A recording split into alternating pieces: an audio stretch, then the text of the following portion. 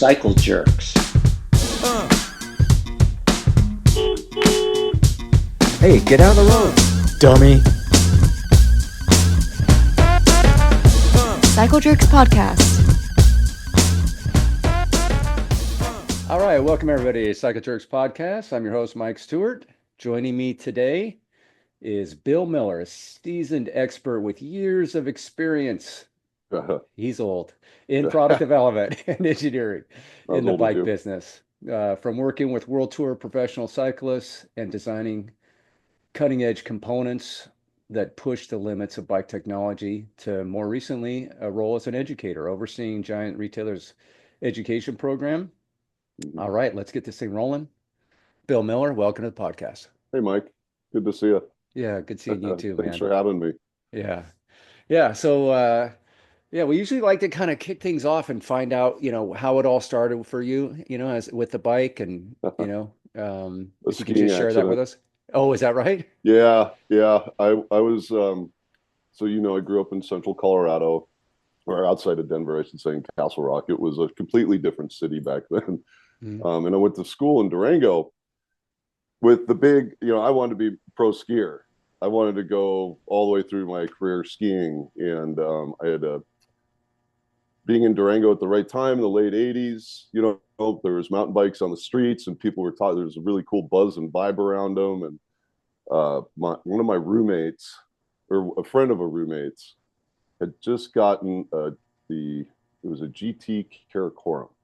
Yeah. A splatter paint job on. And I was like, that is the coolest fucking thing I've ever seen. Pardon my language. Yeah, that's all right. And so I saved and went and bought a Trek 830 from the local pawn shop and, started riding around there. And then I tore my meniscus skiing that winter. And after surgery, I was telling my doctor about the mountain bike. He's like, oh, you need to ride that thing as much as you can. It's the best thing you can do for this injury. And and I did. I rode it all over the place, all over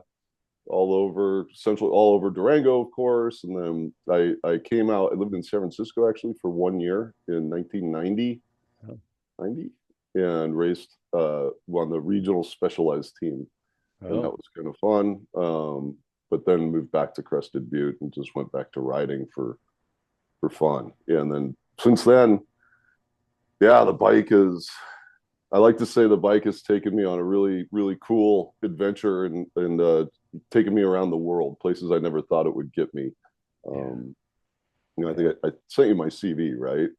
Yes. So when we were in Ireland, it turned into, I ultimately ended up living in the Midwest, working at a bike shop, Bames Cycling and Fitness in St. Paul, Minnesota. Really, really cool old bike shop. Actually, when Joni and I were out there in January, we stopped by. It was owned by a heating and air conditioning company. That was their gig, right? So in the winter, when things were slow, us mechanics would go downstairs and bend sheet metal and stuff and help build HVAC units. But that turned into a gig with Trek, where I was a prototype engineer in their Whitewater facility, just making sure things went together properly and looked good and functioned well. And then was that it turned into, what's that? Was the sheet metal? The sheet metal work? Did that play a role in at any other time in your career, or was it just like this? No, hey, guys, this is what we do in the winter. You want to work at the bike shop, you got to do this in the winter. If you want to, I was full time, so I managed the service department, and it was St. Paul in the mid '90s, and St. Paul, Minnesota, in the dead of winter. I mean, there were people that were riding their bikes, and those are some of the hardest people on the bike in the world up there. But wasn't that many, and it was either, hey, either add value in this part of the business, or we have to lay you off for a couple of weeks or whatever. And I had to keep paying rent and eating ramen. So all right, yeah, it was just basic stuff, cutting it, learning how to use them. The big machines, the presses and the cutting machines and all that you could lose fingers. But the very back end of the shop, they had a brand new out of the box Schwinn. Damn it! What was the Whizzer? You know Oh, what a Whizzer geez. is? Yeah, Wow, really? yeah. They were that old of a bike shop. The bike Wow. shop had been there for like 80 years or something like that, 60 years. Yeah, Oh, okay. Yeah, I was into vintage bikes for a while. I had a bunch of bikes and yeah. they're all gone now. But I have my yeah. old mountain bikes, the bikes that I always wanted when I was racing, but I could never afford. I've Hmm. been pulling some of those together. I've got a Did you few ever end here. up getting that GT Karakoram with the crackle paint? No, so what I did end up doing was when I was in the Twin Cities, I was um, the right way because GT was with you were at GT in those days, I think. I was still in retail when that Or were you Karakoram still in retail? first hit. Yeah. Okay. Well, our right way guy was put together a little team in the north central United States, and I ended up on a Zaskar LE, which was rad. I loved that bike. I wish I still had it. It was an awesome bike. Yeah. But I always lusted for a Shizang. Oh, yeah. The I've got a titanium. 1991 on the wall behind me here. Oh, you do? Yeah, it's too small for me. Uh, Uh, so it's been relegated to Joni's. So it's what she rides when we go down to our local pub or something.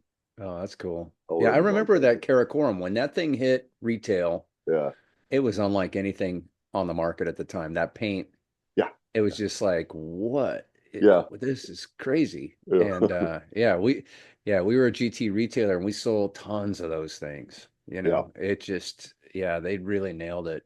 That was a good bike. You Yeah, know, rode nice.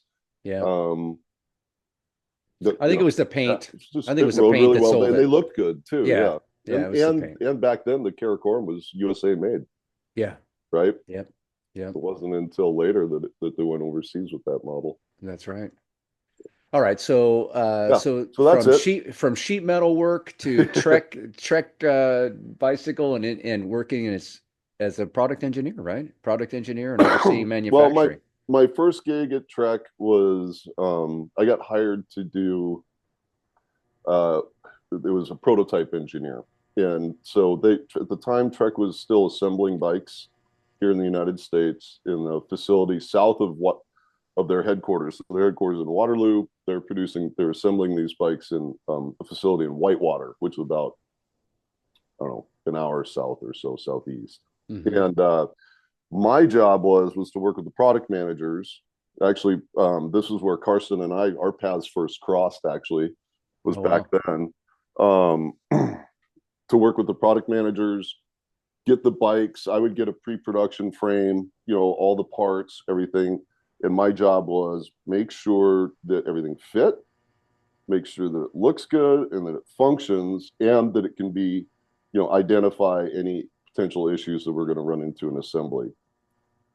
Okay. And then we'd also do things like calculate housing lengths and stuff like that. Okay. Uh, and I remember when I got hired for the job, as a mechanic, you do one bike at a time, right? Yeah. I'm doing X on this machine for this reason. And when I got hired, the guy, one of the guys, the interviewers, or one of the people I interviewed with said, Bill, the hardest thing about this job is it's not one bike. You're looking at one bike, but you're evaluating 10,000 or 100,000 bikes. Yeah. And No it really gave pressure. me, yeah, it really gave me, I was like, oh shit. Okay. I Yeah. understand now. Like this has got to, Uh, whatever decision I make here is going to could affect this entire production run. yeah. And I've always felt that, excuse me, my allergies are driving me nuts. I've always felt that bikes are, like as you and I use them, they're fun. We have a good Hmm. time. They're good to stay fit. They're good to explore with, da, da, da, da, da. The most underutilized or underappreciated way that bikes add value to the world is just for mobility, right? Yeah. And at the time, Trek was trying to get into the European market with their own brand, and they didn't. They were really young in Europe, and they purchased this or leased this. I don't know what the whole. They must have leased the factory, I guess, and set up a factory over there. And they were like, okay, we're going to really improve because continuous improvement was a big thing at Trek, Hmm. and really reduce our costs, improve our lead times, the whole bit. And but we do the prototype of the bikes in the United States, and Boy, the first one I was like, oh God, the fenders. It was just like a Trek 720 with mud guards and lights and fenders and stuff on it. Uh-huh. And nothing really fit really well together. Yeah, like, oh, this is gonna suck for production. And I Yeah, ended up going over as prototype engineer. You have to you attend the first two or three runs down the production line of the product to make sure everything goes smoothly. got it. I went to the Irish facility and helped them, and that actually turned into 5 years of us living over there. Oh And wow. I was the manufacturing engineer for. I managed basically the. I didn't manage the people or the production. What I managed was the function of the factory. Does that make sense? Of the Okay. assembly facility. We lived. It was a small town outside Dublin, about an hour southeast of Dublin, or southwest of Dublin, Carlow, Yeah. beyond the pale. It was awesome. That's where I Yeah. fell in love with the road bike actually, because there was no mountain biking over there, zero. Oh, is that right? Yeah, we went to Wales once, and that was really fun. And and we go up to there was a park in Dublin back like when they did the EWS a few years ago in Okay. Ireland, or 10 years ago or Yep. so. That was the park that we'd ride in, ride on these on our steel hardtails with all 60 millimeters of suspension travel in the fork and stuff like that. But it was Yeah. fun. Yeah, I mean, I think that would be a great experience for, a younger couple to go Mhm. live in another country and Well, just see what life's like. yeah, we just gotten married. Like we moved over. That was 2000. So we moved over in November. We got married in August of 2000. We Wow. told everybody at our rehearsal dinner, "Hey, this is happening." That went over like Yeah. a lead balloon with a few people, but Uh, say did you lovey. have any idea how long you were going to be there when you left, or was it more just like, hey, let's see where this goes? It was we had a pretty good idea. Hmm. That it was at least going to be 3 years. Turned into just shy of 5. I actually got to, as the American, it was it. We closed the factory in Ireland while I was there, and Oh, moved okay. because Trek bought um, the Diamant factory in former Southeast Germany, way out in the sticks in Germany, Southeast Germany, and they're like, and it was a proper factory. What the Irish facility in was more like it would be like if you made GU a factory, an assembly facility, it just wouldn't work. You got one delivery door, for example. Right. So so I spent about 8 months setting up that factory in Southeast Germany, and then it ended. I was Yeah. hoping to move into more of a staying in. I love Germany and staying in that part of Germany and Hmm. continuing on with the factory, but German law and management and your descendancy, it all plays in. And if you're not, how did they put it? You're not, you need to be within 3 generations, I think, to be of descendancy to be in management. Otherwise, they try to reserve those positions, I guess, for Germans. I don't know. But that turned into a bond tracker. Then I came back to Trek Uh-huh. USA, and I was racing on the road as a well for in Ireland. It was a category. It was only 3 categories. It was so small as A, B, C. I was a Yeah. B, and I had a lot of time to think. You know yourself. You spend a lot of time on the road bike. You have a lot of Sure. time to think about how could I make this easier, better, more comfortable, what have you.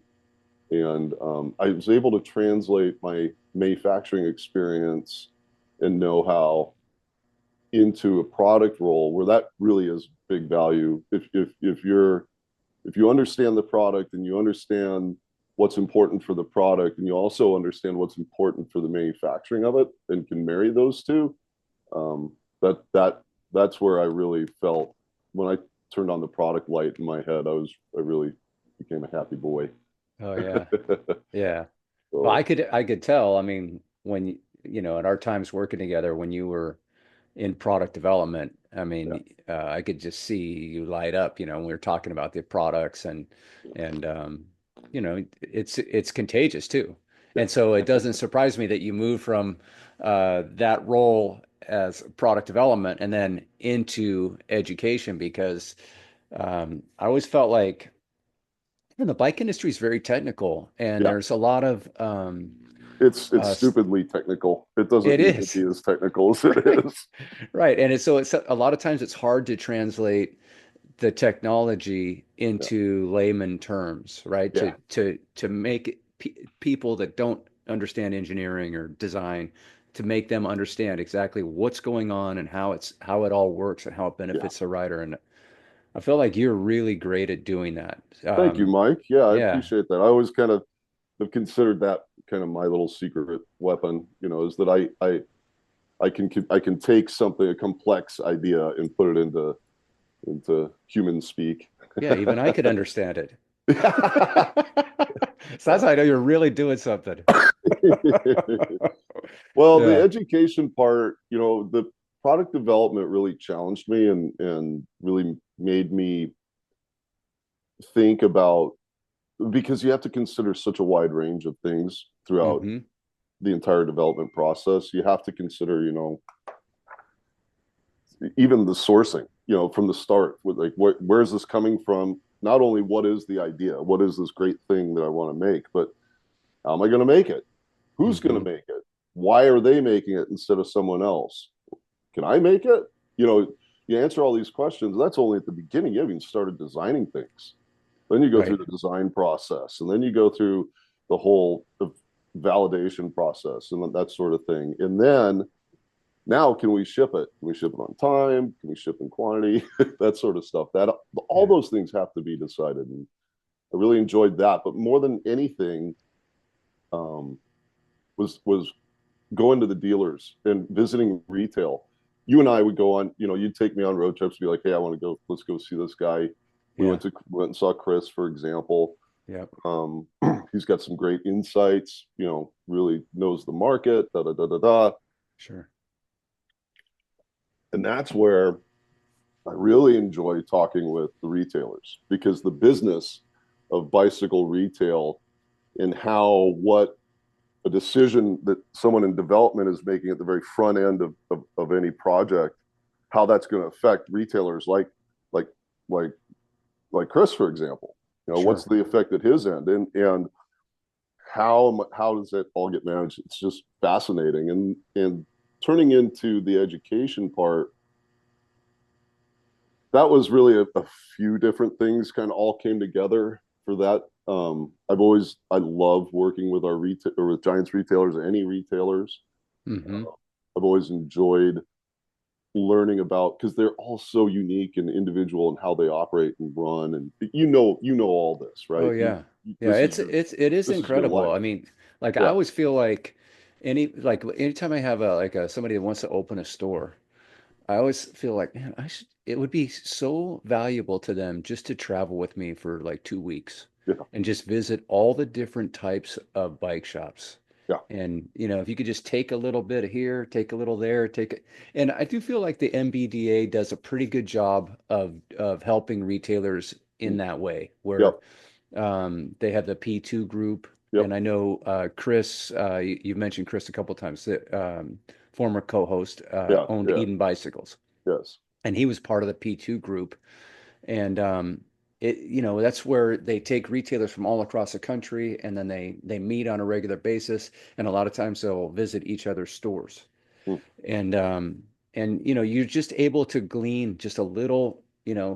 Most retailers have, if they're a great retailer, maybe they got a whole menu of things that make them great. Mm. But even the smaller retailers that, maybe they got one or two things. So just the Yeah, more networking you can do, and you can just pull some of these processes or these ideas, the way yeah. they run things, can really benefit you. Well, And that's what I tried to do at Giant.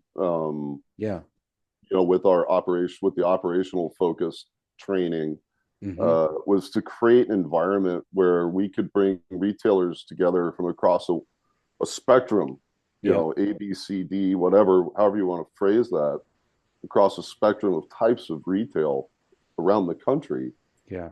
and have a forum, give them a place, a safe place where, all right, let's we obviously we're not going to talk money or pricing or anything like that, but what we Yeah. can talk about are best practices. You know what I Yeah. mean? We can talk about Yeah. marketing best practices. What is it that retailer A is doing in this market that is so, and they're so successful, and can that be applied to these other markets? Yeah. And that I always really enjoyed those discussions. So, Yeah, you know, in the early days before we had at Giant, we had GRA, Giant Retailer Academy. But before that, we partnered with a company called the Biking Solution. And I remember going to a sales meeting, and it actually, no, it wasn't a sales meeting. It was a dealer training meeting. It was a Biking Solution dealer training meeting. And they were just asking a bunch of different questions, and it was so interesting to hear the different responses. And at one point, they were talking about basic items. What do you sell the basic items for? And so the kickstand is the one that just sticks out, right? So yeah, there infamous was Greenfield kickstand. that's right. And there was somebody selling it for $3.99, and then there was someone selling it for $13.99. Yeah, yeah, And there was yeah, prices in between there. yeah. And the guy at $3.99 insisted that he had to sell it for $3.99 because he was in this market and it was like the thing, and It was so tough. Yeah, right. So but then the guy at $13.99, I yeah, mean, a Greenfield kickstand back in the day came in a plastic bag. yeah, It yeah. wasn't even, it wasn't even merchant, it didn't have good packaging or anything. But he sold at $13.99 with a lifetime guarantee. I That's how, would. yeah, I right. would. Yeah, I that's mean, that's right. brilliant, right? That's Like right. you now know for, like the Greenfield kickstands, nothing went wrong. It was That's right. impossible to break one of those. You'd have That's to right. like put it on the side stand and then jump on the I think bike. it's possible to break it, but it just Yeah, never happened. So yeah, the idea of $13.99 with a lifetime guarantee is just so smart, yeah, right? yeah, Just to take something like that. And he's making $10 more every unit than the guy at yeah, $3.99. yeah. So yeah, that was the first time where I really got a taste of like, man, this is kind of crazy. Yeah.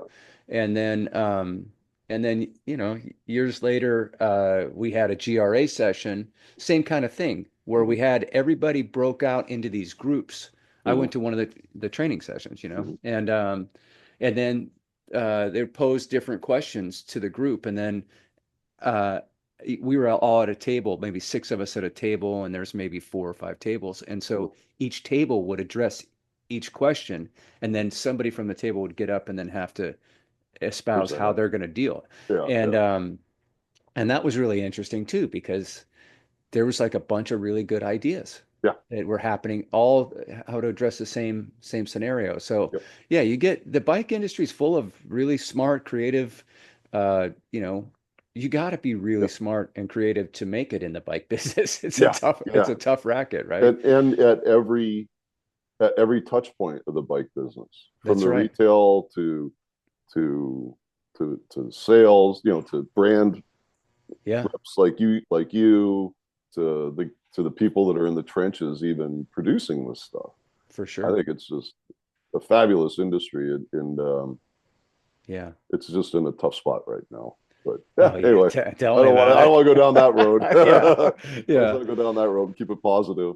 Yeah. Well, so last weekend I was at Sea Otter, and I got Yeah. a chance to hang out with somebody that I know you've worked with in the past.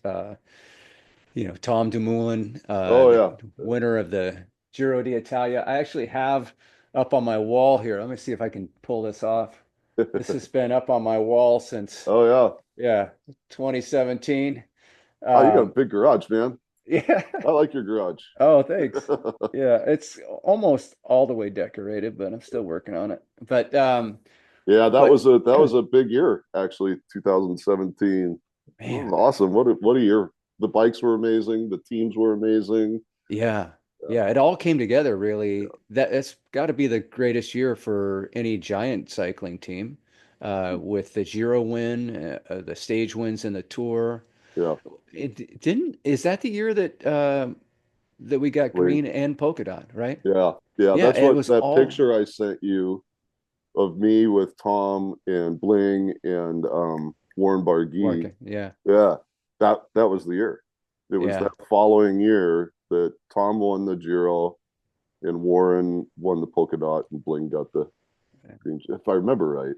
Yeah, it was incredible. Yeah, yeah, it was great. That whole run that we had there. Yeah, And it was neat, getting a chance to, meet somebody like Tom. I yeah. had, I never spent any time with anybody that had that level of success as a pro rider. And when I first sat down with him, I said, "Hey, you know, I don't even be weird, but I'm a fan of yours, And I said, do you mind talking about bike racing, or you Yeah, want to just, leave it alone?" He goes, "Oh no, I love talking bike racing. Yeah." yeah, And yeah. I didn't know that he's a color commentator for Dutch cycling on Oh, TV. Yeah, oh, that's like his full-time job. And oh, then, wow, good for him. yeah, he's doing ambassador work for Giant, Mhm.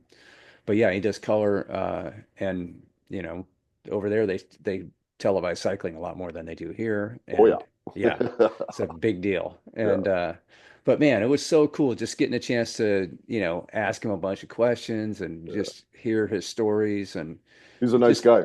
real gentleman. Yeah. That's the and he just had a baby. He's got this little baby, I think 6 months old. And so he's yeah, anyway, so it was a cool moment to talk to him, and it was kind of interesting.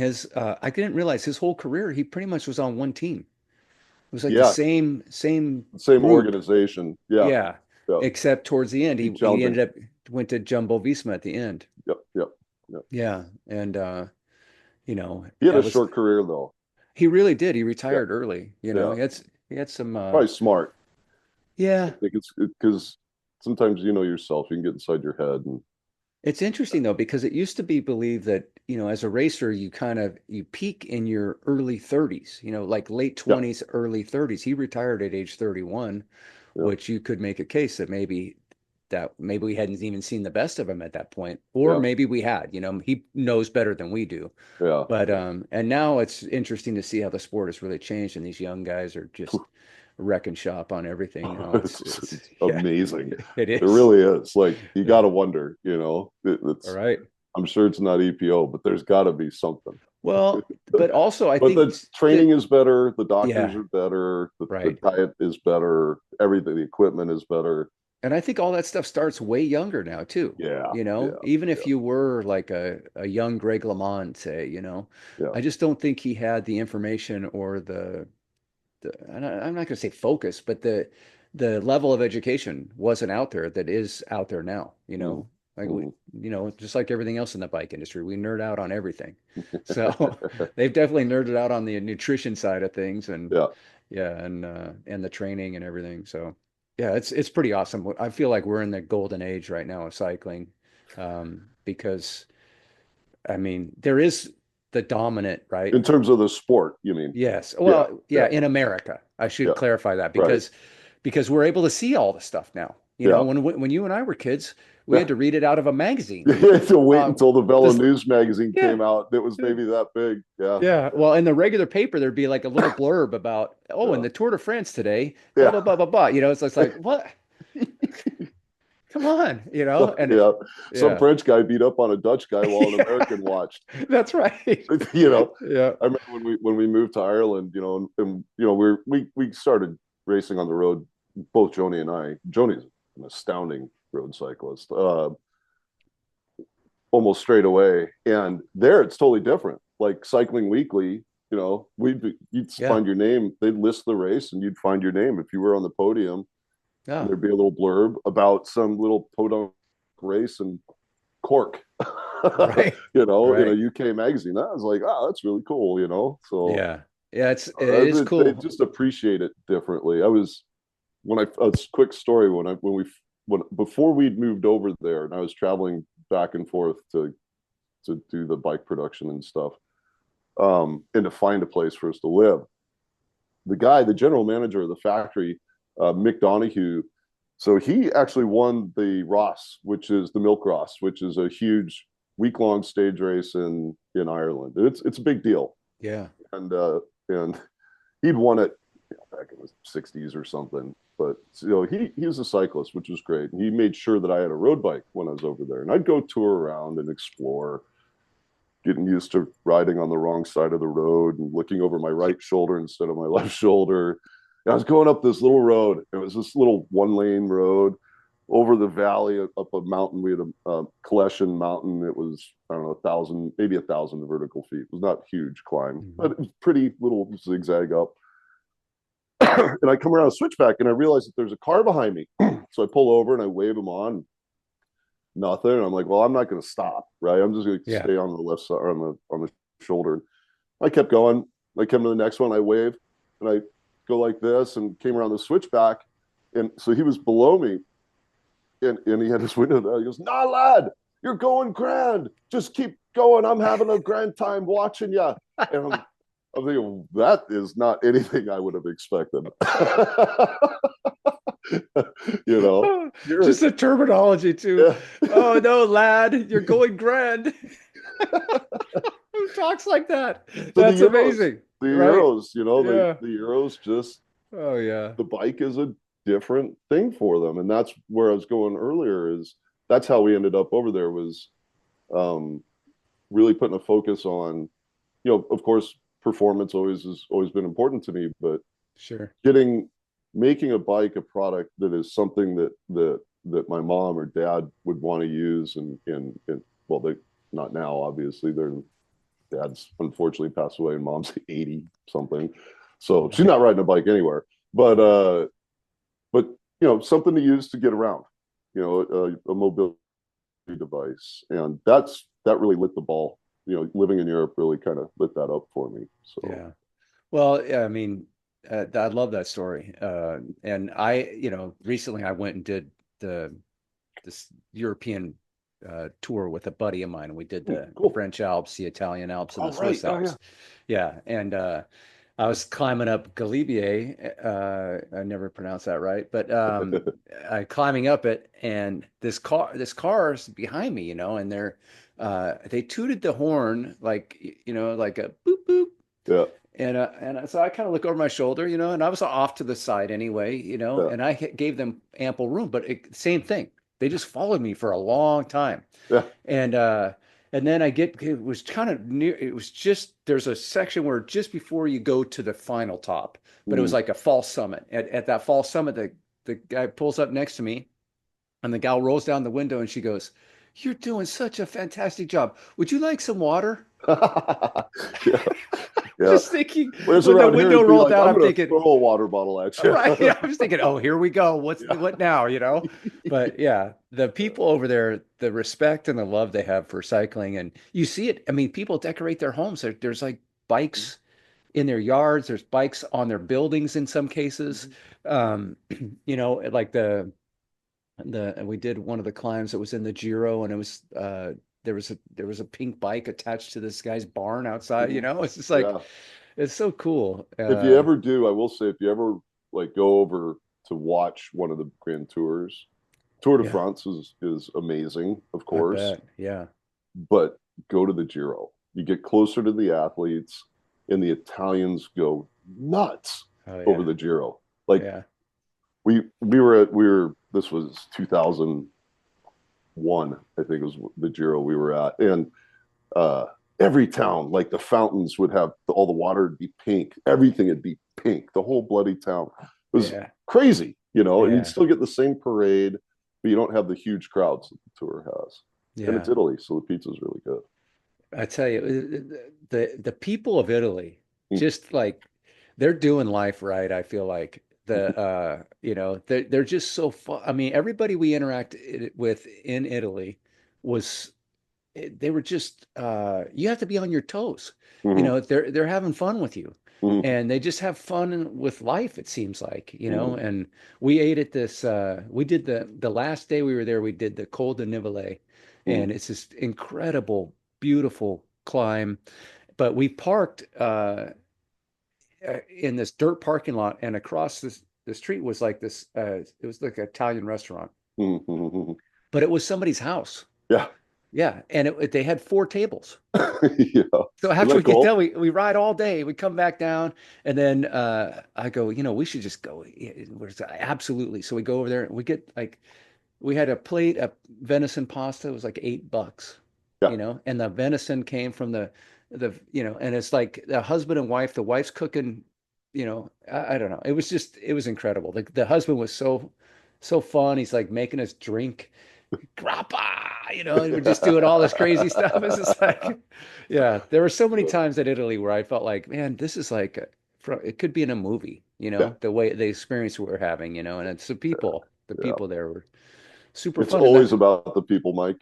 yeah, Everything is yeah, about the people. I think of like, if I just think of anything that I've truly enjoyed, it's usually the people that I'm surrounded by that have made that enjoyable. yeah, You know what I mean? It's very rare that it's just me.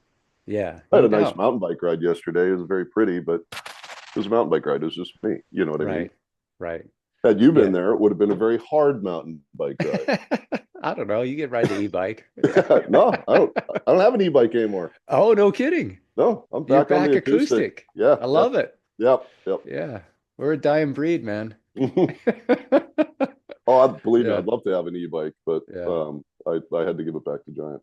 I love it, man. I see so many people out there enjoying mountain biking, and it's all because of that e-bike. It gets them out, Yeah. gets them moving, and whether it's mountain biking or just my neighbor bought a pack yak to go shopping. Oh yeah. He was Yeah, like, cool. I want a cargo bike. And I'm like, Yeah. okay, well, I'll help navigate that one for you, Hmm. So it's just about, and he already rides mountain bikes. He's got an mountain bike and acoustic mountain bike. And Yeah. he's just like, yeah, I'm trying to integrate the bike more into my life. And I think the more we can do that, and then, hey, I'm guilty. I actually own two cars instead of one. I really only need one, right? But Hmm. and I certainly don't ride my bike to the grocery store as much as I should. Hmm. I do make a Right. point out of riding to the trailhead. I try to avoid driving to ride my bike. That Yeah. kind of gets me. Yeah, well, I was always the same, but then when the year you loaned me those sew-ups, those fancy sew-ups, that I was did. that was from that year, those 42s, right? Yeah, Yeah. yeah. So that year I did. You loaned them to me because I was doing that Everesting event, and Yep. Yep. I really Those are good appreciated wheels. that. But that's when I started driving to the climb, Yeah.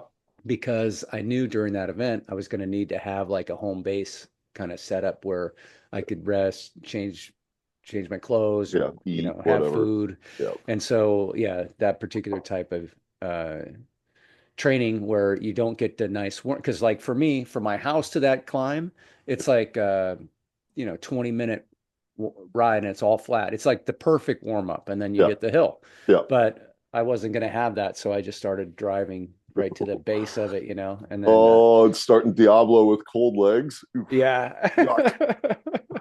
Yeah.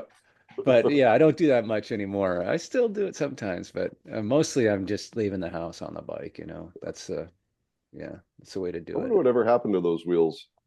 Yeah, I was curious. Because I had Because inquired about them. those were the first team. Who was our team then? That was Sunweb, right? Yeah, yeah, Those were the first wheels that we did specifically for them, yeah. It might have specifically been around that around the same bike. time that we were talking about Mhm. with Bargy and Yeah, Matthews, right? if it was not that year, it was I think it was the following year. Hmm. I want to say that time with Bargy and Matthews and Tom was we were just getting started with them even using our wheels, Hmm. giant wheels. Yeah. That You was know, before KDEX. it's interesting with Tom. He said when he made the switch to Visma, Mm. that it's like this all-star team, Oh yeah. and Yep. he said the training and everything was just so regimented, and it was very numbers driven. Mm-hmm. And he said his whole career, he goes, I had autonomy to kind of train how he says, Mm-hmm. I'm a big by feel. I Mm-hmm. like to go by feel. Yep. And I remember famously, like Barguil in the when he's in the polka dot, Mm. he wasn't using power data. Like No. he took it, I think he put it in his pocket or something. Like he didn't even look at his computer. Yeah. And yeah, I just thought that was kind of interesting. And that's been a thread on the podcast. We had this he's returning actually next week. Matt Fitzgerald, he's a author. He's written a bunch, like over 30 books on athletic performance. And we had this gal, Marie Soleil Blay, who was a Canadian time trial specialist. She had a coach, and the coach recommended this book by Matt Fitzgerald. It's called How Bad Do You Want It? Yeah. But in there, he suggested this concept of, do an FTP without looking at the data, Yeah. you know? Yeah. And so she did that, and she improved her FTP by 18%. Yeah. And Yeah. yeah, so anyway, I'm just always kind of fascinated by that element, right? Because there is, you know, there's something to, like, what your FTP is, and then you start going, you could be feeling fantastic, but you're still like you're looking at that number going, okay, well, I know I can't do this much longer, Yeah. Yeah. whereas maybe you could. Yeah. So yeah, it's just you know, Rate of perceived effort is very important, I think, analytic to include in with power and all of that, because I right, think the RPE really just tells you, to your point, like, how does it feel? right. Does it feel like it's hard? Yeah. Does it feel like it's easy? That sort of thing. So, Yeah. Tom did tell me when he was at Visma that his 20-minute FTP was 480. whoa, You holy had smokes, you had the same reaction I had. I was like, what? whoa, Yeah. Yeah. good But lord, I mean, they're world tour athletes for a yeah, reason, yeah, they're thoroughbreds, they're Yeah. thoroughbreds. That picture that you sent with you standing there with the three of them, what was happening that Oh, what were you doing and where were you at in that? we were in Calpe, Spain. Um, Okay. I had gone over. I That was the latter half of a 2.5 week trip. I'd gone over and met my colleague cohort, Andy Wolney. I think you might know Andy, Mm-hmm. uh, uh, in Holland, and then we went to their service course and spent a few days with them at their service course with the wheels and the new Propel. Excuse me, Mike. And then from there, we went down to Calpe, Spain, which is where they did their spring training camp. And they were there. They were going to be there for like 2 weeks. They had the whole team bus. It was, you would have loved it. It was the whole Mm-hmm. deal. Mm-hmm. We had breakfast with them, that sort of thing. And there, at those team camps, as you know, there's always a marketing aspect to the team camp as well. And so that day, that was towards the end, and that day we'd been, I Tom Davies just said, "Hey, if you want to get a picture with these guys, why don't you come down to the pool? You've been working closely with them all week, and we got a photographer down there. They were doing interviews, and so just kind of off to the side, took some pictures, and Mm-hmm. yeah, it was nice. I've got some other pictures that I can't share with you Yeah. because I took them. I took them. They're not like embarrassing or anything. They wouldn't be appropriate to share. Like, we were doing saddle designs then. We're trying to figure out saddles, and so we were measuring how their weight is distributed over the saddle, over a neutral saddle shape, and then trying to figure out, now, how do we design to support this? And to measure them, they get on their skivvies and their Euros. So, like, I wear boxers, but the Euros don't. Oh. Yeah. So I've got pictures of a lot of those guys that are Oh, under. jeez. But Uh, and then I spent at that same training camp. I spent some time with the doctor, the team doctor. I forget his name at the moment. Just as he was getting them fit on the bike, because I wanted to learn how he fit people on the bike and what was important, what was he looking at. And mm-hmm. that's where the whole, if you remember when we first came out with the saddles, I still think it's too bad it didn't resonate as well as I thought it would. That with dynamic cycling fit, the whole idea of being supporting the rider while they're pedaling the bike is the important thing. Yeah. And um, so how do we do that? And I thought we had a pretty good solution. I Mm-hmm. don't think it worked as well as it could have in the marketplace, but there's a number of things that go into that as well. For So, sure. but he was really impressed. He's like, "Wow, that's really simple. I never even thought of doing it so simply, just the way we were measuring people." Yeah. So I've got a picture of Tom. I remember when Tom came in to get fit. or go through the fitting process, because they don't just, it's not your normal fitting process as you can imagine. They're looking at when the muscle is firing and adjusting. It's like setting the timing on a motorcycle or a car. They're saying, all right, we want this muscle to fire, and as soon as this one fires, this one has to fire. So where do we put them on the bike to get that to happen like this? It's Oh, wow. crazy. Yeah. But I have a really cool picture of Tom standing there, and it just illustrates how thin those guys are. Yeah. I don't Yeah. think I don't think his waist is around than my laptop. You know, Right. it's just he's standing there, and wow. Yeah. So some of those are just kind of, those are pictures I took, and I don't want to, I don't want anyone to, they're just kind of something I'll hold on to, Yeah. Well, because they were to your more project oriented. yeah, to your point about how thin these guys are, Yeah. I remember after, when Jonas had won the tour, it was like the final state, Oh, he had just Skeletor. yeah, Yeah. he takes off his, I mean, he was walking around with no jersey on, and Yeah. my wife walks You in, can see through yeah, she's them. like, "Good Lord, what's wrong with that guy?" And I Yeah. said, Yeah. I go, "Oh, I go, he's just excited. He just won the Tour de France." And she's like, "Oh, he looks terrible. He looks so sick." Yeah. And I was like, "Well, he's maybe one of the greatest endurance athletes on the planet, you know, He did but just finish racing his bike for 3 weeks, and yeah, yeah, yeah, of course 21 he's days. not feeling very well. Yeah. But also, I mean, what, maybe he lost maybe 10 pounds, Yeah.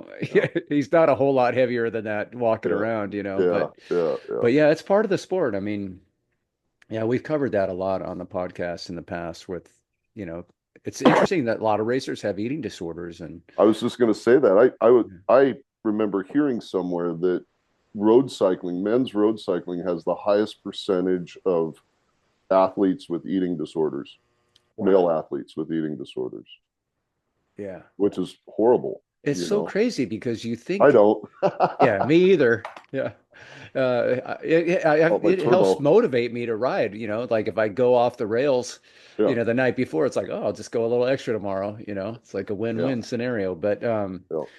But yeah, because, obviously fuel is very important, Sure. it's basically you're just a fuel tank for your performance and I know that they have these, they've got these chefs that Yeah. Oh yeah. accompany the team and make sure that they're measuring their calories and their proteins and all the stuff. Oh yeah. And then to think that all that just kind of gets thrown out the window with some kind of eating disorder. Yeah. Yeah. So, but yeah, there's Hopefully, something with the to, doctors being more in tune with their diets, and the dietitians being more in tune, and the chefs being more in tune with their intake, we'll say hmm that hmm hopefully that they're more in tune with those potential issues as well, and are able to head them off at the pass, if you would. right. So Yeah. hopefully, You hopefully gotta that's been think. an advantage of the doctors. I would think so, Yeah. I would think so, but yeah, it does come up quite a bit, Yeah.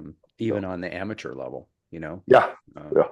and it's easy to get caught up in, uh, watts per kilo, and it's hard to increase your watts. It's not that hard to lower your kilo, so Yeah. Yep. uh, yeah, so I don't know, but yeah, certainly don't want to wish that on anybody because that's not a great way to go through life, that's for Well, and I sure. think I think the important, another aspect of diet that I wished I'd considered as I transitioned from competing to, we'll say, enthusiast, Hmm um, is when you're competing or when you're training at that level. When I was on the road, even on the mountain bike, I was training. My big weeks were a little over 20 hours a week Yeah, on the bike, massive. plus work and all that. Yeah. And and when I was finishing up road cycling in Ireland, I was, because I was paying attention to my calories. Power meters were just kind of in their very rudimentary form. SRMs were around. Remember, Polar had that one that bounced on the chain. Uh-huh. Never Yep. worked. Um, but like heart rate, paying attention to heart rate and that sort of thing, and calories. And I was eating 5,500 calories a day when I Yeah. when I stopped. Wow. Excuse me. When I reduced my caloric intake, unfortunately, was after I put on a lot of weight. Like Uh-huh. I came back because when we moved back, we moved to Wisconsin. It's not California and Wisconsin. You know what I mean? Like they're Yeah. 8 months, 6 months out of the year. Yeah. We played racquetball. You know, that's what we Uh-huh. did to try to keep some fitness up. And um, it gets hard to lose that weight. So what my thing is, or what I think is important is if people are transitioning from high level of output to normal level of output, make that diet change at the same time too. Like Yeah. don't think that, I'm going to keep eating 5,000 calories a day and everything's going to work out great. Because Yeah. it doesn't. It's a Yeah. lot of work then to get rid of it too. Well, I remember I met Eddie Mertz at Interbike Yeah, yeah. and In his big days. oh yeah. Yeah, And yeah. he says, I still eat like a cyclist. And he grabs his Yeah, belly. yeah, yeah, And it's so true because you get used to, it's like you can eat whatever you want. You're yeah, burning so much, yeah, and yeah. that's a slippery slope when It you is. stop riding as much. So Yeah, yeah, I think a lot of people struggle with that when they get done with their heavy activity. yeah. Yeah. Eddie Merckx came out to Trek. What while I was at Trek, and we all went for a road ride with him. Oh man. And one of Yeah. the engineers, a number of the engineers at Trek were great cyclists and great athletes, but one of them was really particularly good. Still rides his bike a bunch. And so we go out on this group ride. I'll go for a ride with Eddie Merckx. Who's going to say no to that, right? Right. He Yep. was bigger then. He was still a big guy. Uh-huh. And boy, I tell you what, though, he still had it. He could still crush you Oh at yeah. will. He just Right. done. Yep. That He's got that was fun. switch. Yeah, Yep. yeah, Yeah. yeah. And the leg speed, that was the crazy thing. Like today, everyone's running. What length cranks are you running? I'm around 165s now. Wow, Yeah. what the Yeah. fuck? I Pardon my know. language. I switched. Do you I, bleep me? Does that get bleeped out? no, no, Okay, it doesn't okay, matter. It's a okay. podcast. You can say whatever the hell you want. Yeah, no Really? big deal. Yeah. Oh, Oh yeah. We drop don't open F-bombs. that door for me. Yeah. Yeah, but I got on this so we had this guy Andrew Weber. He's like a bike fit specialist guy, and um, he's worked with professional cycling teams, and he's a huge advocate for short cranks. He himself is, I think he's 5'11", 6 feet tall, and he runs 145s. 145s. Yeah, So he's pedaling like this. Like, yeah. so educate me. Now it's So, your turn to educate me. Like I can't get my head around. I've ridden 175s for 40 years. well, you got longer legs than me Yeah, for well, yeah, starters. but Yeah, still, yeah. But no, maybe I not the always guy that's 5'11. I'm only yeah, I ran 6'2". 170s for the longest time, but Yeah, he tells a story of I like fitting. leverage.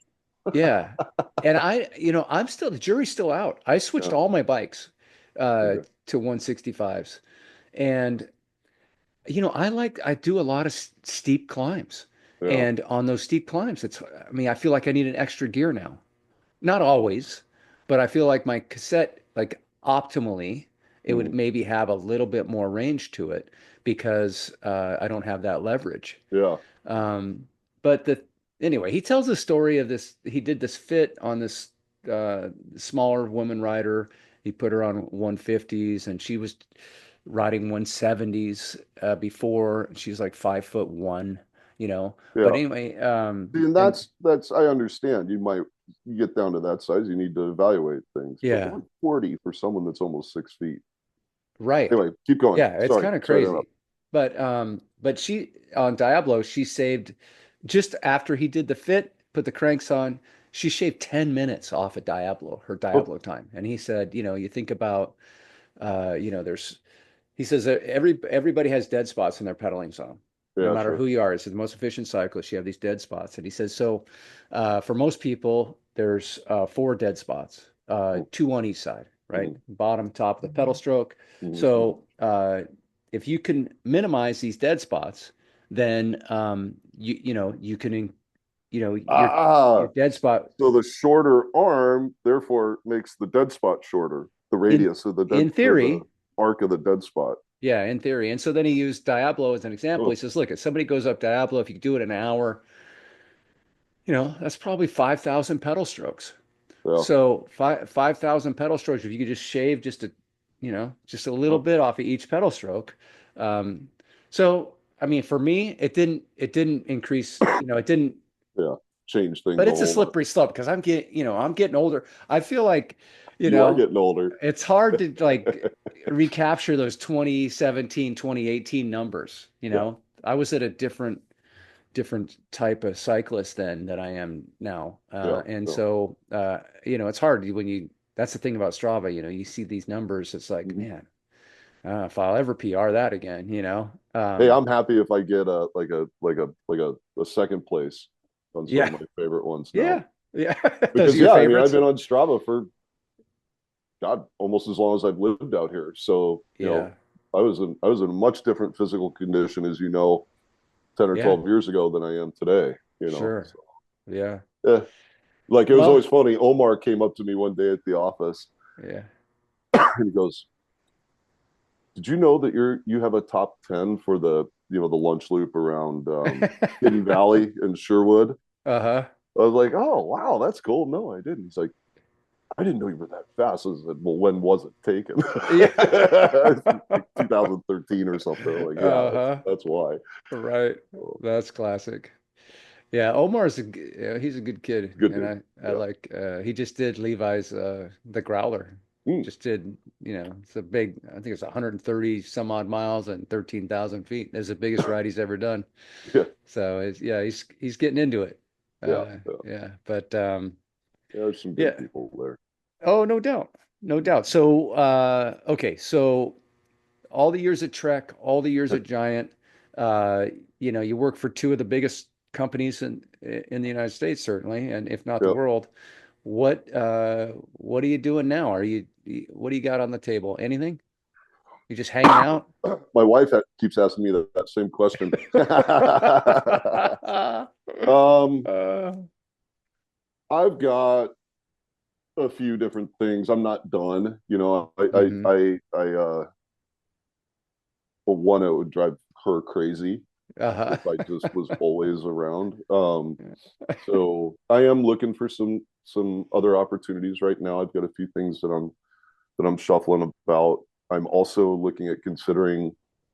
For a long time, I've wanted to do my own thing, Hmm. and the last few days, few weeks, couple weeks, I guess, I've been thinking about like what would that really look like? Because 5 years ago, when I started putting these plans together, it looked the retail environment was very different.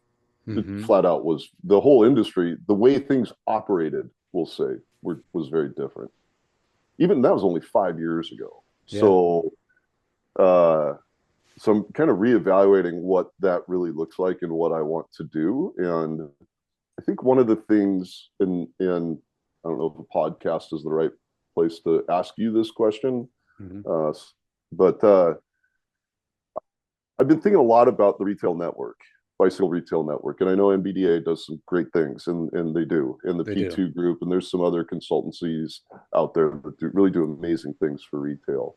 Yep. Um, but I think on my training, I think back on for how long was I doing the GRA thing? It was 5, 6, a little over almost 7 years. Yeah. So over that time, as you can imagine, I got pretty close with a number of our retail network across the country. And if you said what is the one thing that is consistent, it's or asked what is the one thing that is consistent, it's that you know, and for any retailers watching this, I'm going to be very general, Yeah. so don't think I'm lumping y'all into a particular place, but retailers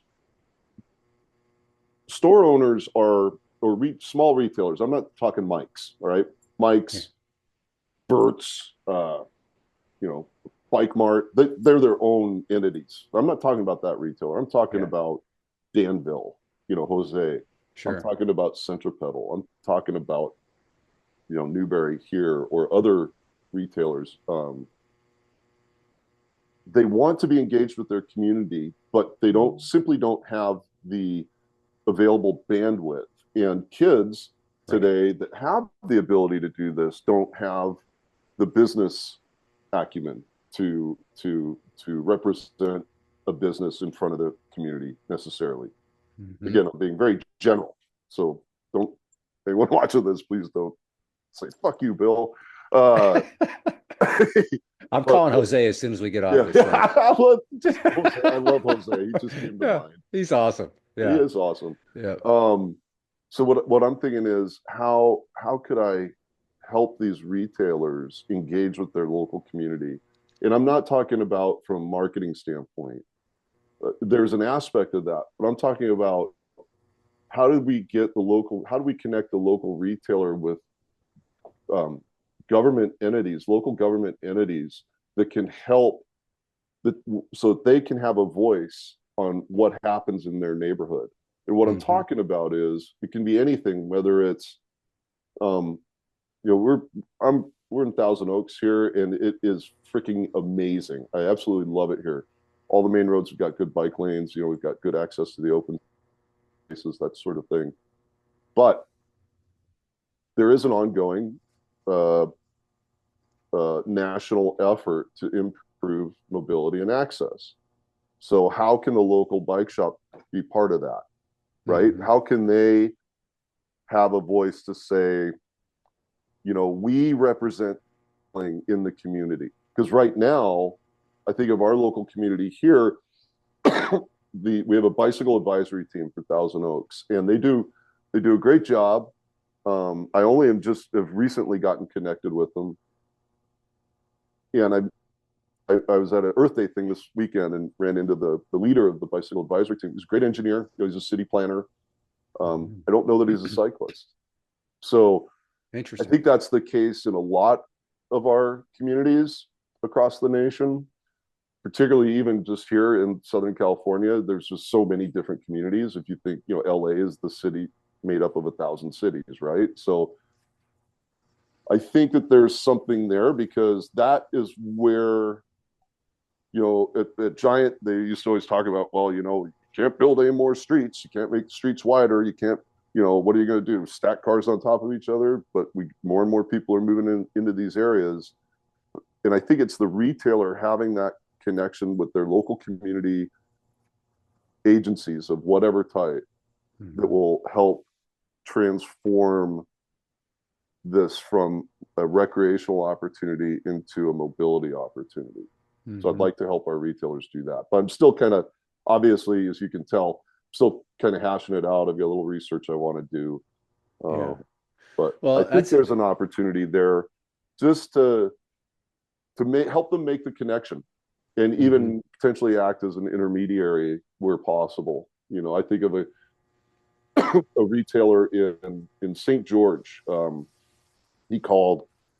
I'm on the board of directors for our Open Space Foundation down here in the Canal Valley, and whenever I take people out on rides at GRA, I love our open spaces. I espouse how wonderful it is and all the great vision that went into making sure that we have 20,000 acres of protected open space in the city of Thousand Acres, or 17,500 acres. So out of the blue, he calls me. He goes, "Hey, Bill, he's in St. George. They want to sell off this area that is very popular for mountain biking and rock climbing and equestrians and all that to raise funds for the school system and put a highway through, make it easier to get to Zion."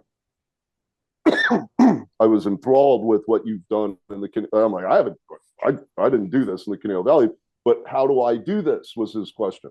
Hmm. How do I engage? How do I bring the community together and get in front of the whatever the agency is that manages the land and say, no, let's preserve this, let's protect it. So it can be anything. It can be whether it's accessibility, urban mobility, that sort of thing, where People for Bikes really puts a lot of effort at a representation level. I'm talking on the streets, or even how do we preserve what we've got so we have somewhere to use these things? Because Hmm. that's the thing. We bikes. You've been around a long time. I've been doing this my entire career. Yeah. Outside of COVID, 1 to 2% growth year on year, right? Like it was just very stable because Yeah. that's what we do. That's what the industry does. We sell bikes.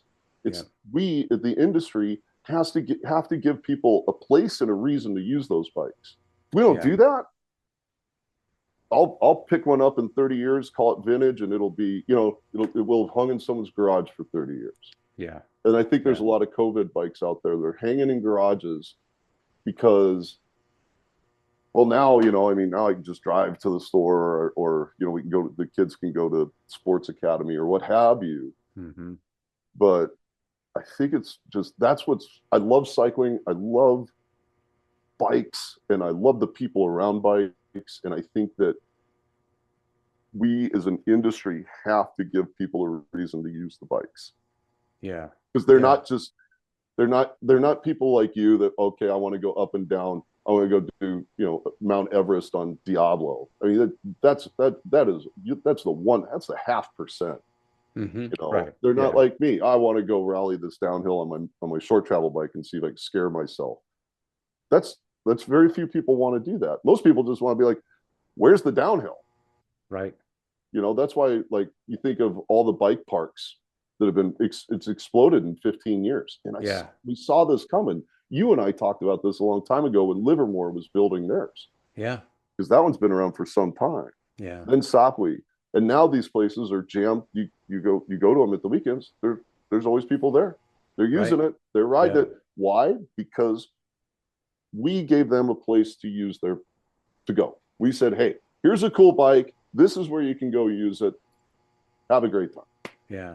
Well, I mean, Instead of just, here's a cool bike and here's a trail map, right.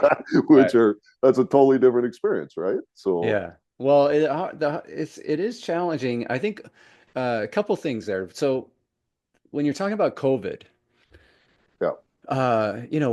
we just sold so much product into the field, and I really thought that that was going to be a turning point for America, where so many more Americans were going to end up becoming cyclists because Yeah. it's so great. Yeah. But then, It's because you like to sweat, Mike. I know, I know, I You just like to like, put yourself in the pain cave. Most people are yeah, like, this sucks. right. It takes a while to get. I mean, Yeah. I think It that's takes time to universal. get used to it. Yeah. Yeah, but I was just really hopeful that, coming out of COVID that, Yeah. like they tell two friends and they tell two friends and so Mhm. on, like that commercial and so on and so on. Yeah. It's not, But, except but it's not dish soap. yeah, yeah. But the opposite kind of happened, It's Yep. like, oh, okay, well, now we're done. Now we can go back to having weddings, going on vacations, and Yep. let's just get rid of this bike. We don't need this anymore. Yep. And it's just like really kind of put the industry in a tailspin. See, That's kind of, I had the opposite in COVID. The whole time I was like, come on, guy, this is bad. We got the whole industry watching. People just, orders keep coming in. it I was had one guy insane. come to a GRA thing and say, one of our retailers came to GRA and says, um, he was pissed because Giant ran out of talons or something, Uh-huh. you know. Yep. And I was like, well, what did you do to help prevent that from happening? He goes, what do you mean? I said, well, I know you can't, no one's got a magic crystal ball, but maybe as the numbers, as you were realizing, oh, Giant still, it's been a month and Giant hasn't had any talents, and my AE is telling me it's going to be another month. So why not sell that bike for $1,500 instead of, you know what I mean? Like, Yeah, we don't have a maximum advertised price, that's right? We have a right. minimum. There's a minimum advertised price. That's right. It's a whole supply and demand thing, and Yeah. because, like I said, dude, we've been both doing this for a long time. 1%, 2% year on year since Yep. the early That's right. 90s. That's right. Yep. Maybe a little bump in the mid 90s when the mountain bike thing kind of started to take off. That might have been Yeah. a 2% year. Yeah. So Well, and to your point, I mean, that's where I was kind of going with that. yeah. I think a lot of factors play into it, and one of them is safety, ease of access, Mm-hmm. availability of quality experiences. And Mm-hmm. so, yeah, I could see that's not where I thought you were going to go with when you were saying this. I thought you were going to go into education, retailer education, because a lot of the education that's being handed out right now is all company owned education. Yeah. And so, but I could see, like we had Ray Keener on, Yep. and he did Grow I listened Cycling. to it. Yeah, it was Yeah, really good. Yeah, yeah, he's a he's fantastic guy, he's a nice and guy. yeah, and I think I think his idea is solid, but you're competing though with these companies that are applying different types of leverage on the retailer, so the retailer will attend Yep, company specific training as yep, opposed to industry specific training. yep, yep, yep. And yeah, so I thought maybe you were going to head down that path, but Well, I mean, there's an aspect of training that goes along with what I was talking about. sure. I mean, that's the Yep. whole idea. I don't. It's more teach a man to fish than Yeah. fish for the man. You know, Mm-hmm. I what I envision is providing guidance as well as training on how to navigate these things and how to participate in the community. Mm-hmm. You know, because Yeah. that's what. But I used to love it when JT would say, uh, the bike shop is one of the few remaining locally owned, independent businesses, retail businesses in your Yeah. community, and it really is. You Mm-hmm. know, it bike shop, maybe the barber. I think of my little mall around the corner here, and everything else is, either a chain or a corporate, CVS type thing, Trader Right. Joe's, and Yeah. it's just Yeah. There's I not want too to I many want to see the independents industry left. thrive. Yeah, I Yeah. want to see the industry thrive, the independent industry thrive. So, like I said, I should reach out to Ray. Actually, we had a nice chat a little while ago. I'm Yeah. still working it out though. Yeah. Yeah. I I mean, think I'm he like could be I'm a good, looking at some totally outside the industry stuff too. So, sure. Yeah. Yeah. I think Ray could be a good resource for you. He's got a lot of context, a lot of experience. yeah, He's faced a lot of hurdles yeah, even though he had a great idea, yeah, and yeah, so yeah, it's kind of challenging. I think, retailers, not all, I mean, you have to get to a certain level to where you start thinking in those terms. yeah. Because, you're just kind of, a lot of retailers are just stuck in the muck and mire every day And and they that's don't, why I yeah, want to help. yeah, yeah, they don't have that big picture. They have a big picture dream, but they just don't have the time to facilitate it a lot of times. And Exactly. yeah, so that could be a trick to the whole thing. Well, it's Yeah. kind of the idea is to be the facilitator. Hmm. You know what I Yeah. mean? Yeah, in the Bay Area, we have a lot of organizations. We have the Mount Diablo Trails Alliance. We've got the Bay Area Bicycle Coalition, Mm-hmm. and I know there's a lot of different entities that are fighting for the rights of bike riders and Mm-hmm. trail users. But Mm-hmm. attaching that to a retailer, that's where I think you could really as a retailer, I think it could be really beneficial to Yeah. you. Yeah. You become the face of what's happening really positively in your community for Yep. cycling. Yeah, Exactly. That's the yeah. idea. And it kind of goes back to this, when I first started at Giant, I remember Skip Hess was running the show, and Mm-hmm. Skip he had this thing that he would always say where he would say, no one is going to make cycling cool in the retailer's community but the retailer. Yep. And I So, agree. I agree 100% with that statement. yep, yep. And he would go on to say, if you're waiting for Giant or Trek or Specialized to have TV ads, obviously times have changed a lot since Yeah. who cares about TV anymore? Yeah. There's But back that. then, it was like if you waiting for us to have an ad on, Wide World of Sports or something, or the local news, that's Yeah. never going to happen. You need to make cycling happen in your community, and but on Yeah. top of everything else that you have to do as a retailer, Yeah. that's Open the that's door, another clean the whole. toilets. Yeah. Yeah, exactly. Yeah, Deal with sales reps. yeah, right. Yeah, Yeah. the No, pesky sales yeah, guy. that's my point. It's operating a bike shop is a there's so many facets to it.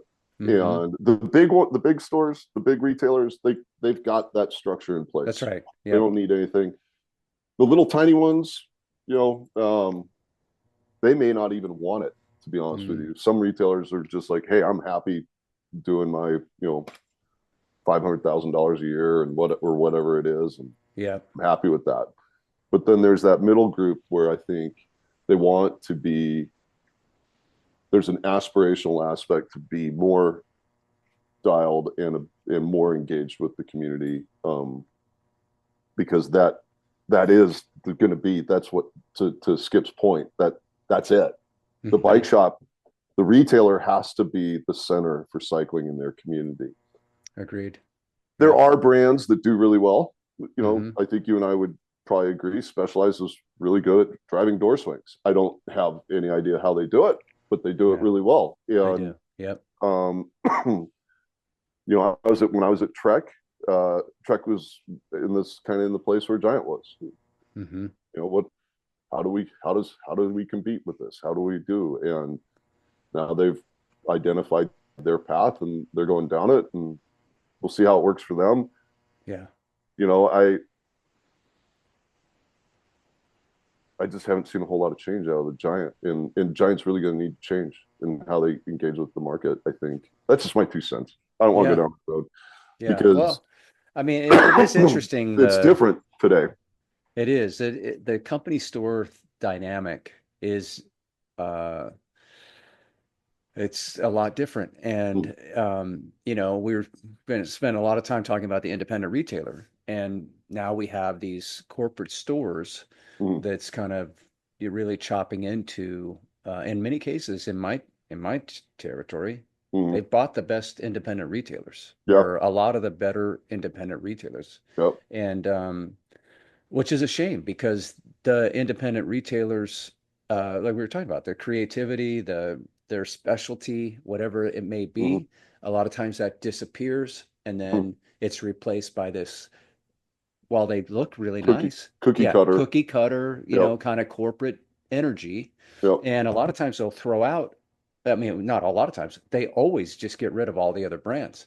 Yep. So it's, I mean, yeah, it's a path to go down and maybe they're going to be successful, but at the end, I feel like, the cycling consumer kind of loses. Yeah. They lose somebody really special in the community and they lose the diversity of their offerings and their expertise. And Yep. it's replaced with, you know, this is Yep. what we do, this is Trek, and These this are is, use these colors, use this font. right. This is your messaging guideline. Yep. Yeah, it's Yeah. cookie cutter is probably the best description. Yeah. And I think, I've always said, Mike, for as long as I can remember, people love bikes. Do you know why Yeah. people like bikes? Yeah. Because they're fun. They make you feel, you get exercise, they make you feel like a kid again. You can explore all these things we already know, Yep. but they also like them because they can fuck with them. Mm-hmm. They can look at it and be like, oh, if I turn this screw, it does this thing. You Right. do that now. I know you're a car guy. I don't go under the hood of my cars now. I open the Okay. hood and I'm like, it's a big plastic thing. It says Toyota. Like, Right. yeah, we'll just close that and let someone that knows Uh, how to get beyond that part deal with it. right. Yeah. But people love messing with things, Oh yeah. Yeah. Yeah. You can and the tinker with your ability to bike. tinker with the bike, the ability to. I mean, that's probably the best. You asked me at the beginning of this, how did I get into this? I used to, when we were not very wealthy at all when I was a child, and so what I would do is I'd go, we'd get grew up out in the country, we'd find an old bike, and then I'd repair it and make it go so me and my brothers could have bikes. That's how I actually got into this, I guess, hindsight. Uh-huh. But that's what people want to do. Look at YouTube, look at Facebook. There are groups on Facebook. There are dozens of groups on Facebook, Oh man. Yeah. DIY dot dot dot, whatever that is. Yep. Bike repair. Ask any retailer how many times does someone come in and be like, "Well, I tried to oil my brakes because they were squeaking," Uh, and and that sort of thing. So I think it's still important, and I don't think that I know that it's a real love it or hate it thing with the internal cable routing. As long as it doesn't get in the way of the bike functioning, I'm good with it. But mhm. uh, I think that is not necessarily as big of a problem for people that just want to tinker with their bike or customize it. I Mhm. think of the the guy that I know that he's like he likes orange, and so he's got orange grips, orange saddle, orange pedals. Right. That's his Right. freaking orange bike. Good for Uh-huh. him. You know what I Right. mean? Yep. That's why people like bikes, is because you can make it your own. Sure. you Yeah, know, you can and I think, customize it. yeah, exactly. And Yeah. it's accessible. Yeah. A car, what are you going to do? Unless you're talented with it and have the right tools and understand whatever it is you're working on the car, you're not Yeah. really going to customize it a whole lot. Yeah. You know, Well, that's I think that's a big part of it. I mean, that's the, obviously with cycling, the bikes, I mean, some people are really mechanical and yeah, really into yeah, and then other people just want to get on ride. It's just a fitness tool for mm-hmm, them. mm-hmm, Other people, it's a social thing. Other yep, people, it's just get mobility, transportation to work. yep, So yeah, it appeals to people for a lot of different reasons, and yeah, the simplicity of it, I think, is that's the key. they're super tech, but then they're also it's a really simplistic form of Exactly. tech. Yeah, So yeah, yeah. I mean, those of us in the industry, we can't think of enough ways to explain why we love it so much, you yeah, know? yeah. Yeah, yeah. But There's almost every direction you approach it from, you know. yeah, I have a buddy of mine. He's just like, dude, you and the bicycle, dude, what the hell? He just like doesn't Yeah. understand it at all. And I try to Uh, explain it to him. He's like, yeah, whatever, you know. But yeah, well, hopefully we'll see the day when access, maybe you'll be a key role in this where retailers can be aligned with better access in their communities and we'll all benefit from it. I think what the Waltons are doing in Ville is brilliant. I Yeah, think yeah, that is the type of action that I'm talking about, because maybe it doesn't have to be at that level. And, of course, all this costs money, but hey, it's taken Bentonville from oh yeah, just Bentonville, Arkansas, to a destination for people. And I'll bet you, and I'm sure we can find the data, but there's data that shows that now more people are riding, using the bike as a mobility tool in Bentonville today than they were 20 years ago. yeah. Because And simply because it's fun, it's accessible, and they know where to go.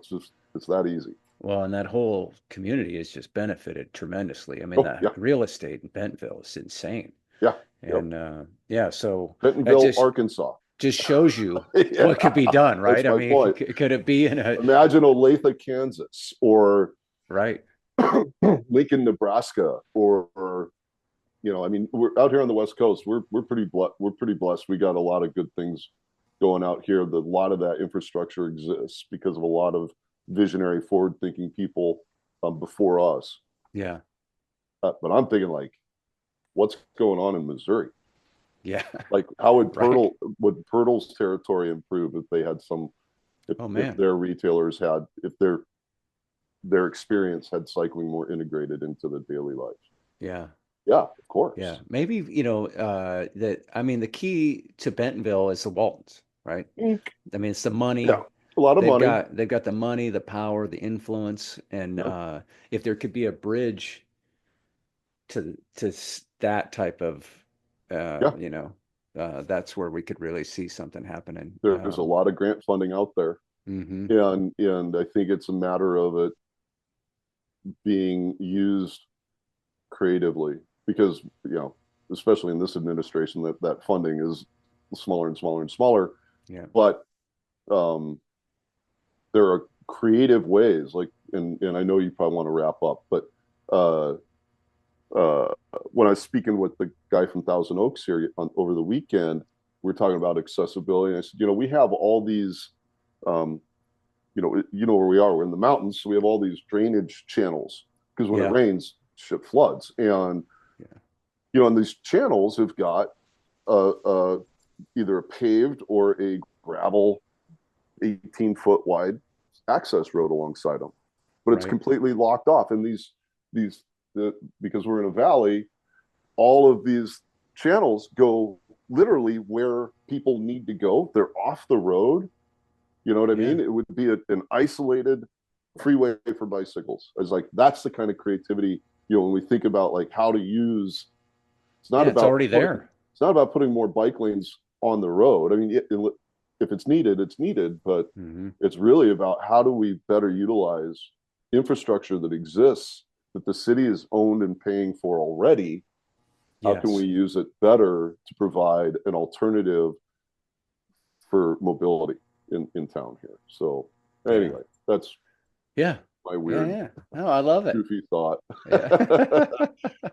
All So, right. Well, hey, if it, as you get rolling, if you need, I'm here to help oh if yeah, there's anything I can do on this end. yeah. Yeah. You want to lend me $1 million? I know these sales rep guys do pretty well. Yeah, especially these last few years. Oh my Yeah, gosh. Yeah, I my know. wife's I've working heard. full time now for the first time. And I mean, like, it's not the end of the world, right? A Yeah, lot of couples, both people work full yeah, time. But yeah, in my life, my wife has never worked full time because she didn't have to. yeah, But yeah, now the old man can't make any money, yeah. so she's back working full time. So it's really throwing a wrench in our giddy up, so to speak. But we're figuring it out. We'll get through it. I hope the Hopefully this industry thing will gets come through back. it sooner than later. Yeah. It's still going to be a battle, but Yeah, well, I know on our end, I mean, we are moving through a lot of our dead oh, inventory. good, good. So, you know, Well, you know, I mean, we're giving it with all the away. tariff talk, Yeah, you would I think that mean, the shit. inventory would Now's be the time to more. buy a bike. Yeah, Yes. Yeah, I've been telling everybody that anybody, my friend I was telling you about, the yeah, guy give me a hard time. I'm like, dude, now's the time. You want a yeah, mountain bike, e-bike, yeah. whatever, just Anything. go. Yeah, anybody Yeah, in your family, just let them know because this is like, you're not going to see these prices again because yeah, once inventory's flushed through and the tariffs are established, yep. bikes are going to It could be be could be crazy. that Talon that I was talking about earlier Yeah, will be a $1,500 bike right. Yeah, or more. or more. Or maybe, And, the best case scenario would be that it's all a negotiating ploy and maybe the yeah, tariffs don't really impact it that much. and So it that's could true. Yeah, that's a potential possibility also. So let's keep our fingers crossed. yeah. And there is some cool stuff going on in the USA for cycling too. Yeah. I think you heard Revel just shut its doors, Yes. which is Yeah. unfortunate. Yeah. But these guys at Stinner Manufacturing are killing it. Yeah. Yeah. And who's the other one that I just saw got a bunch of funding? Oh, I don't know. I saw, Guardian Bicycles, I think it is. They're okay. another company that is doing. I think they're in Detroit, maybe. Well, I'm going to stop talking about them because I don't know enough about it. But I do know that the guys in Santa Barbara are doing a great job. That's yeah. fantastic. Yeah, they're definitely the niche products seem to be doing real Yeah, well, you know. Um, yeah, it's interesting like the retailers the bread and butter, the high volume retailers, those are the ones struggling the yeah, most. yep, And the dealers that just do the bougie boutique stuff, yep, it's like it doesn't even affect them, yep, what's happening in the marketplace. So, yep. Yeah, but I think what's going to happen is that middle band, that 2,000 to $7,000 buyer that's going to go all E. Just goodbye yeah, Trans X2. Buy yeah, that's no longer a player. That'll be an E product. yeah, And then we'll say over $7,000 bikes, the stuff that you and I would like to ride, for example, or this niche rider, those will be a mix of acoustic and E, and then hmm under $1,000 will be either garbage, de minimis, sub de minimis product, yeah. or acoustic. So What'd you say? Subvenomous? sub de minimis. So I don't even know if that's a real word. You know what I'm talking about though, right? No, I So didn't even know if it was a real word or not. I'm thinking, holy the shit, he just okay. dropped a sub de minimis on me. So let me so the de minimis threshold, Yes. that's the threshold, the minimum threshold for a product that's imported into the United States that has to be reported to customs, and it's a Oh, dollar value. okay. So right now, the de minimis is $800. So you go to Bob's your uncle factory somewhere in Asia and can find an e-bike and get it into the country for $759.99. You don't. It doesn't have to be reported to customs. Wow. Yeah. Okay. So That's wild. anything below that is going to be, and that bike is going to light your garage on fire too, right? So Yes. anything below that's going to be dangerous or acoustic. That's my thought. Unless they can close that. And I again, I'm not super up on that where that is. I know it's in discussion to close that de minimis because that'll help. Yeah. That'll also help because right now, people are able to you can buy an e-bike or whatever for $699 Yeah. Costco. Right. So It's so crazy when you see these bikes. It's like that bike costs less than our battery. yeah, How I are, know. how, I know. yeah, If you how could that put it possibly be? anywhere near your house is crazy. Yeah. Like that thing should be stored in a bunker. Yeah. Well, But like there's a California ordinance now where if you're building a new apartment building, you have to have like a fire safe room yep, for yep. these e-bikes that catch on fire. It's Yeah, so crazy.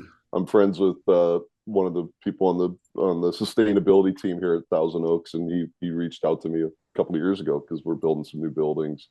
Yeah. He's like, I got to do this. What does that mean? Is it plugs? I'm like, no, plugs. You just need 110. Make sure Right. they've got a fuse on them and or GFCI. But I'd say you want the rim to be cement. Yeah. Right. Yeah. Thick cement.